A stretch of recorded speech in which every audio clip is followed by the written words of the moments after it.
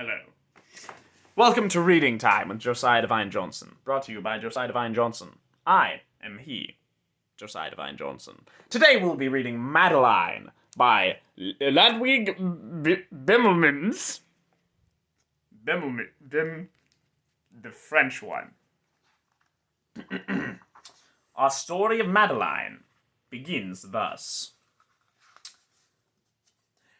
In an old house in Paris that was covered in vines lived 12 little girls in 2 straight lines. In 2 straight lines they broke their bread and brushed their teeth and went to bed. They smiled at the good, like a man being nice to a horse, and frowned at the bad, like the police. And sometimes they were very sad. That man's hurt, and that's not great. And they left the house at 9:30 in 2 straight lines, in rain or shine. That's Notre-Dame.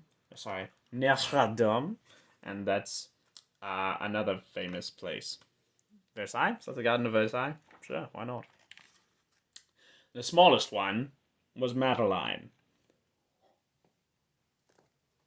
Title character introduction.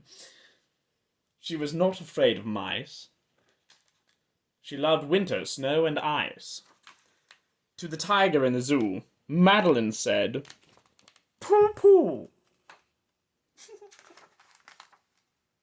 And nobody knew so well how to frighten Miss Cabell. Cabell. Cabell? There's an L and a V in that.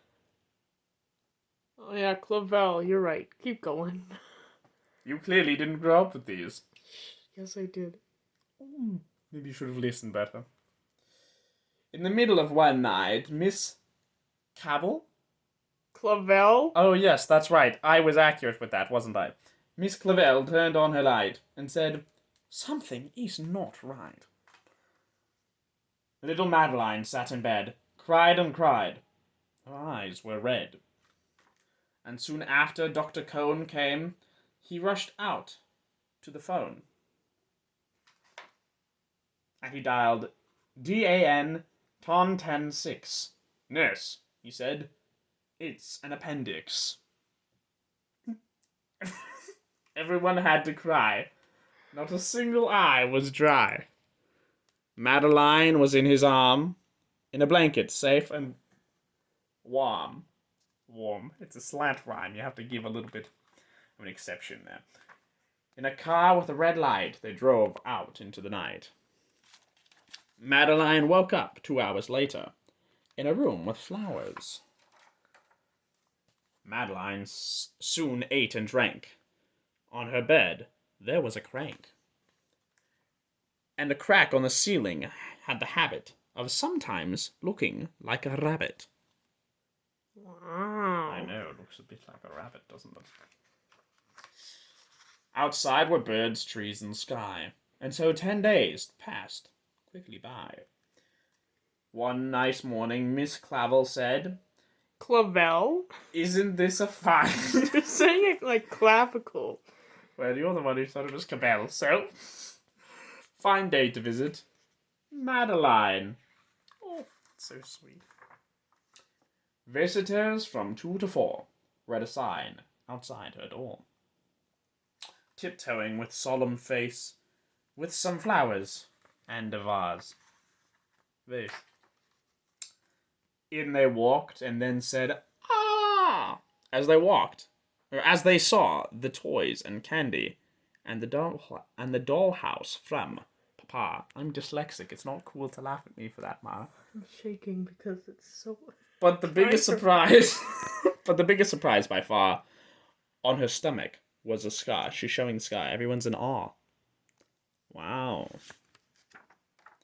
"Goodbye," they said. "We'll come again." And the little girls left in the rain. It's a slant rhyme. They went home and broke their bread, brushed their teeth, and went to bed. But look, there's an empty chairs at empty tables, and there's an empty bed. In the middle of the night, Miss Clavel turned on the light and said, "Something is not right." and afraid of disaster, Miss Clavel ran fast and faster. And she said, "Please, children, do tell me what is troubling you." And all the little girls cried, "Boo-hoo. We want to have our appendix out too." Oh, there's a bed. "Good night, little girls. Thank the Lord you are well. And now go to sleep," said Miss Clavel. And she turned out the light and closed the door. And that's all there is. There is nothing more. And then there isn't anything more. It's a blank page. Wow. What a beautiful story about a bunch of girls wanting to Get their appendix. get that appendix out in solidarity with their friend. Truly, a beautiful lesson was learned here. Wasn't it? Thank you for listening, and good night.